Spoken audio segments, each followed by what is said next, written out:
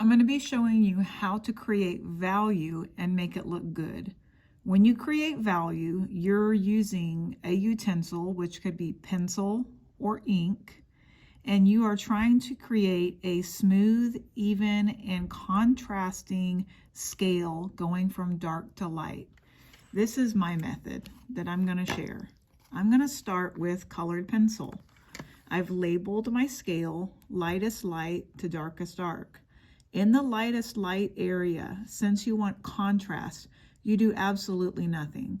In this box, you do absolutely nothing, and over here, you put it 100% with pressure. I like to start right here in the light box, leaving the lightest light box completely white.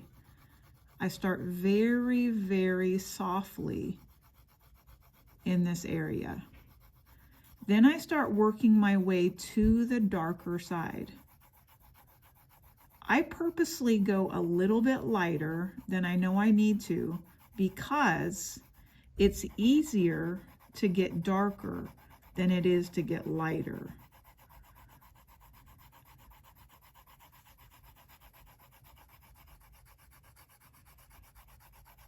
So right now I'm trying to create it where it's very smooth, which means you should only go in one direction.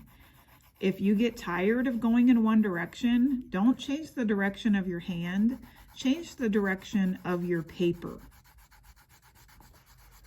As I get over here to the darker side, I'm going to need to use all the pressure that I possibly can.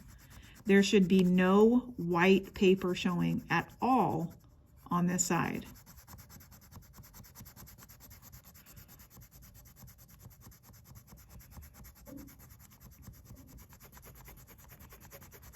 Notice how I'm not going in another direction to get darker. I have completely filled in the paper on the darkest dark side, making it as dark as I possibly can. It is smooth, but it's not even, and it does have contrast. It goes from darkest dark to lightest light. So what I need to do now is work out my even and get rid of this line that's right here. Like I said, I wait to do that last because you can always get darker, but you can't get lighter. So my focus is going to be in this area here, leaving my medium there, working in my dark right here. Dark means you're pushing hard, but you're not pushing the hardest that you possibly can. Just trying to get rid of that line where you could see the value change. In a good value scale, you really should not be able to see where the value changes. If you do, it means it's not smooth. One trick I do is I squint my eyes at my value scale. If it looks uneven or unsmooth, I go back and correct it. Looking right now, it looks like I need to move the dark a little bit down because my light area is a little too long, which means it's uneven. So all I'm going to do is just fill in that area in the middle a little bit darker.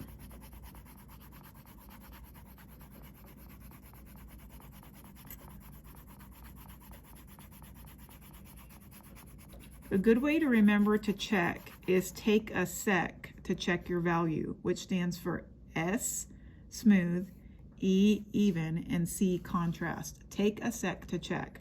Now I'm taking a sec to check, and I think this looks pretty good. I don't think there's anywhere that I really need to go back and do much of anything.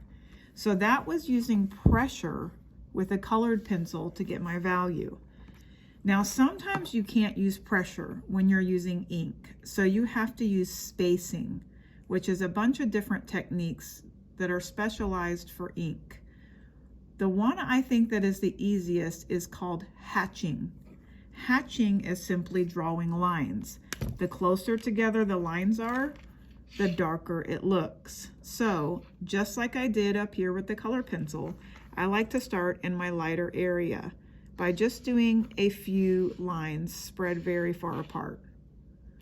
Then as I get into the medium area, I'm concentrating on getting them just a teeny bit closer, and into the dark area a little bit closer.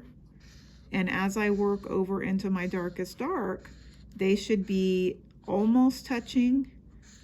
Then at the end of the scale, they should be touching. This one's a little bit more challenging and takes a little bit more focus.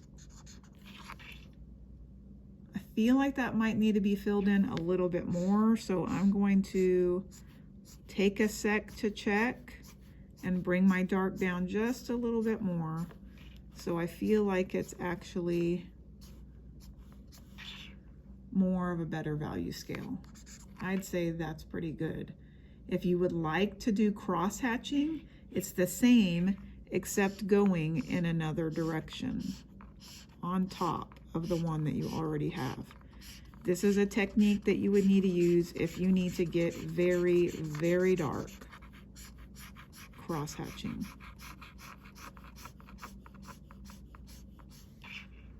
Okay.